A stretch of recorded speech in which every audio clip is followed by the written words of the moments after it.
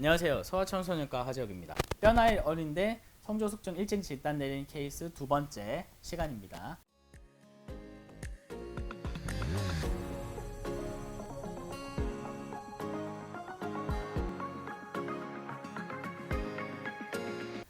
이번에는 이른 나이에 중추성 성조숙증으로 진단받아 치료할 수 있었던 두 번째 케이스에 대해서 이야기해 보려고 합니다. 보호자분들의 동의를 구하고 개인정보를 제한할 내용을 공유하겠습니다. 환자는 내원 당시 만 나이 6세 9개월 여아로 내원 당시에 키가 30%였고 가슴 발달은 없었어요. 뼈 나이는 7세 10개월로 실제 나이보다 1년 이상 앞서 있었습니다. 성인 예측 키가 152.1cm로 저신장이 예상돼서 성장 호르몬 치료를 시작한 아이입니다. 치료 시작하고 3개월 동안 성장 호르몬 투여했고 결과적으로 키가 117cm에서 119.1cm로 30분위수에서 3600분위수로 3달 만에 2.1cm나 성장했습니다. 이 아이는 사춘기 발달이 없는 경우 연간 5에서 5.5cm 정도 성장할 것으로 기대하고 있습니다. 그러나 3개월에 2.1cm가 성장한 것은 1년 기준으로 8.4cm 정도로 성장한 것으로서 이를 통해 성장 호르몬 치료 후 아이의 성장이 잘 이루어졌다고 평가할 수 있겠습니다.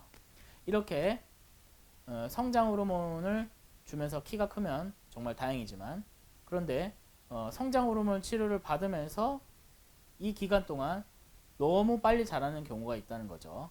지금 케이스와 같은 이야기인데요. 특정 기간 동안 더 빨리 자라는 경우에 그러면 어떻게 접근해야 될지를 봐야 된다는 겁니다. 내원 당시 진찰 결과 이 아이는 가슴 발달이 이제 막 보이기 시작한 상태였어요.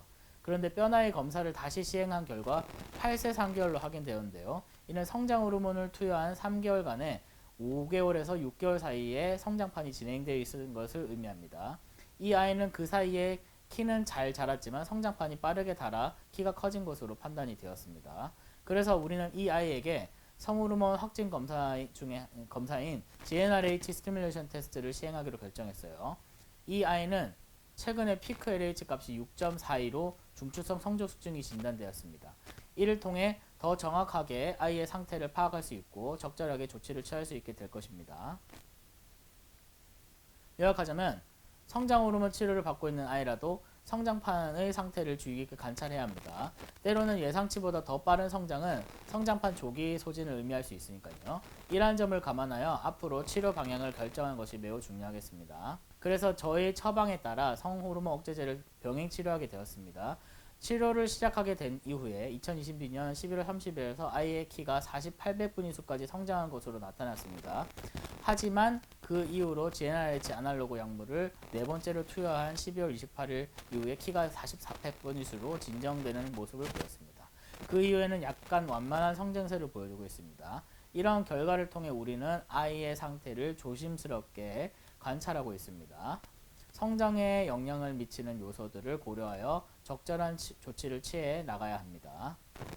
이 아이의 경우 성장 호르몬의 치료만 받았다면 성조숙증으로 인해 키가 빨리 커버리고 예상 예측 키를 키우는데 큰 효과를 못했을 가능성이 높았습니다. 그러나 우리는 성장 호르몬 투여를 하며 3개월 간격으로 경과 관찰을 하는 동안 이상 징후를 포착하여 성호르몬 확진 검사까지 시행했습니다. 그 결과 뼈나이가 만 8세 3개월로 확인되어 성호르몬 억제제를 성장 호르몬과 병행 투여할 수 있게 되었습니다. 성장 호르몬과 성호르몬 억제제의 병행 요법은 성인 예측 키의 표준 편차를 증가시킨다는 것을 알 수 있습니다.